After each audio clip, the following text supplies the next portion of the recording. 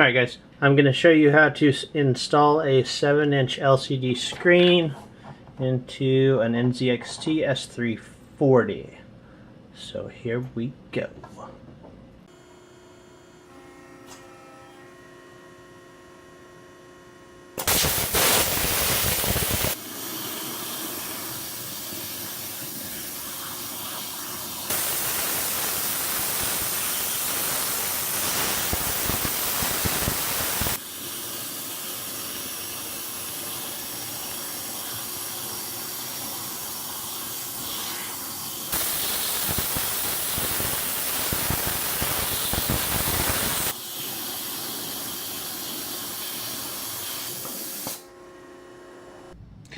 Okay, so the first thing you want to do is pull your front panel off, your case, and if you grab it from the top, bottom, I usually start at the bottom. You just give it a quick pull, and then it'll pull the rest of the way out. There's 3 tabs on each side. Here, here, here, here, here, here. Pulling it together. And then you have some screws too that you gotta take out. 1, 2, 3, 4, 5, 6, 7, 8. And there's more over on the other side. This camera is falling. Anyways. Alright, so you take that off. I already unscrewed the screws. Set that down. I'll explain what this is in a minute. But you have the little tabs. See that where the screws go into. So when you're cutting it, we had a little bit of a issue because it overlaps on the ends. So the steel, it's made out of steel, for anyone wanting to know, made it a little more difficult. We didn't have enough sand in the water jet, so because we kind of did it on the fly, but it still made a quick cut. So what I did was I bought a 7-inch screen. This thing literally $50 on eBay or Amazon or somewhere, I don't know. It's not raspberry, so make sure it's not a raspberry screen. It has an HDMI connector right there, and then a mini right there. It is touchscreen, but I don't have that capability. I don't know why. I don't know how to turn it on, so maybe in the future. I don't need it. What I basically use this for is for monitoring the software. So what I did was I measured, instead of the actual screen, we measured from the black of where the screen actually will show, and then we cut it out with a water jet. Don't try to do it with a Sawzall. You will just screw it up, and I'll show you a picture of what I did, and it was terrible. So anyways, we put this right here. Fits perfect. It actually fits right up snugly against this clamp. It just depends on where you put it, I guess. You kind of tilt it back over and figure out, see how it is, and you can move it. So let's move it to where it needs to be. Boom. All black screen now. I still need to color in where the cut was, with like a black Sharpie would work fine. So we have that. So we set it back down carefully, because we don't want it moving. But seriously, water jet. It probably costs you $10 if you find a local place. The online places, don't do it. Okay, this is one other thing that I messed up on last time. Okay, so I cut out this by myself with I drilled a hole and just used a plumber's blade. It cuts real easy through it. But on the side here, yeah, it's all, you know, jacked up, but you can't see it when the panel's on. But that is for my little guy to fit in there, because it kind of protrudes a little bit. But the side panel of the case covers it up. Another thing you'll need, and it's like basically a necessity, is a really thin HDMI cable. One with a 90-degree bend. Make sure it's going the right way. Ordered one that was going the wrong way. Bad idea. But yeah, never seen one that thin. It's like paper. Anyway, so you plug your cables in first. Let's not put that on just yet. So I'll plug our HDMI in, push it down on the screen, make sure it doesn't move. That's in. We'll plug our mini in. Now, okay, so one thing that you need to know is on this cutout on the side here, it needs to be tall enough. I didn't make mine tall enough at first. So it put pressure on this and it kind of screwed it up. So now what I did was, you know, find some material, cardboard or whatnot. You can't see it when the case is on, but I shove it under it so it pushes it up back where it should be, so the screen actually turns on. Like I said, it's a $50 screen. They're made in China, so not the greatest build quality, I guess. I don't know. I think it's decent. The picture's great on it. So, anyways, I put our little panel back on right here. Pulling these through. Let's see if we can get it. Oh, this is the hard part, especially if you don't have a magnetic screwdriver. And basically what we're going to do is, instead of using, because it comes with little retention screws, we're going to use the force of this plastic between the metal to hold it in place. And I promise you it works fine. Your screen will not move.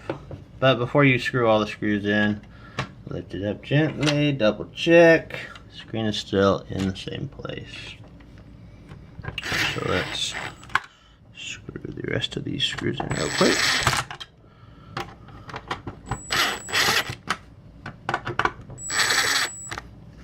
Dun, dun, dun, dun, dun.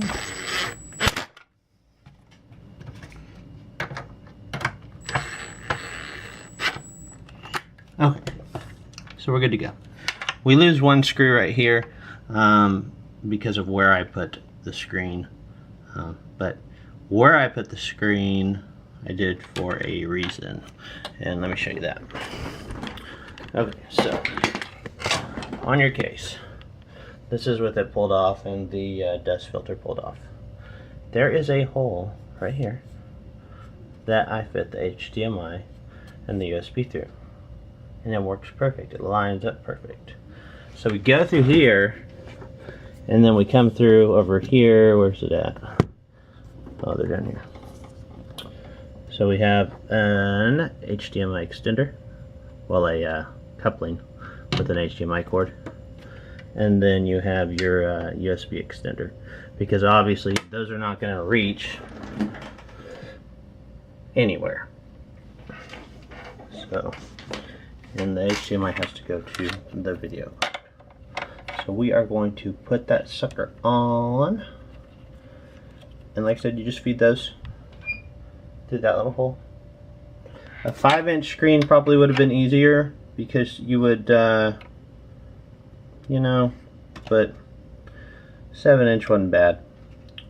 Like I said, let's look at this so I can show this to you. So we have that little guy, but like I said, the other panel, the back panel, when it comes up, it covers that up, so you don't even see it. So don't worry about that. Alright, so I'm going to put it on, hook it up, turn it on, and we'll see if she works. Alright, so here we go. You start at the bottom. I have to move this over a little bit. But feed your cable through that little hole I showed you guys. Nice and gently. I don't know how durable that HDMI cord is, so I'm always scared when I take this thing off. I think, like I said, it's paper thin. The HDMI cord probably will cost, I think it cost me 16 bucks. So it's a pricey little cord, but like I said, you have to have it if you're doing a 7-inch screen. If you're doing a 5-inch screen, you wouldn't have to. I'm trying to get this to where it's, come on, angled right, there we go. All right, pop it in. Boom. Alright, so we'll come back over here. Where's my stuff? Yeah, this is a jacked up. I need a different HDMI. I've got tape on this one for some reason. How am I going to do this? Anyways, plug that in. I routed those cables under there, and it just goes along the backside, the SSD and the U+. I took off one of the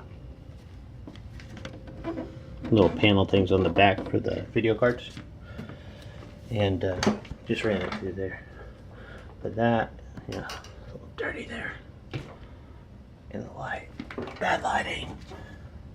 Okay, so one thing I forgot to mention too is back yonder, behind that screen, there is a blacklight switch, or a backlight, sorry. So unless you get something like I've ordered a USB where it has an on-off switch, you literally have to either pull the USB from the back panel or pull this out and unplug it, or it'll stay like that. It'll stay on when the computer's off. But as you can see over here, you can barely see that, and that's not the side that we show off. We show off this side. Let's crank it on. Okay. I'm gonna angle everything so you guys can see this. And this happens. What in the world? So we have it all up and running. Thank you, Windows, for the update. I don't know what you did. Anyways, a fellow Redditor told me about this software down here, and it is called Display Fusion. It's going to open on this screen, and then it's going to go back to here. Anyways, it's a great little application, especially if you have more than one. I haven't really tinkered with it a lot, but there's like little buttons at the top here. Boom, move. Oh, let's move it one more time. Oh, and then we come over here, and our screen is working. We maximize that guy. We're good to go. You have a 7-inch monitor, and there she is. Other than that, 50 bucks. 10 bucks probably for the cut. The next thing we're gonna do, I got a quote from a different guy, is we're gonna take this design. It's gonna be like that on the front, and it's gonna be RGB lit up, flowing down, so that'll be cool. But he quoted me 25 for that. So that gives you an idea of, and it's going to be a lot bigger, and it's a lot more complex. So that might give you an idea of what it would cost you to just go to your local somewhere with a water jet and say, hey, can you cut me a square out? Anyways, there she is, working. You can put music videos on there, you can do everything. Let's do that real quick. Let's cover up the cam software. So this is gonna be, the light is terrible in here. Sorry.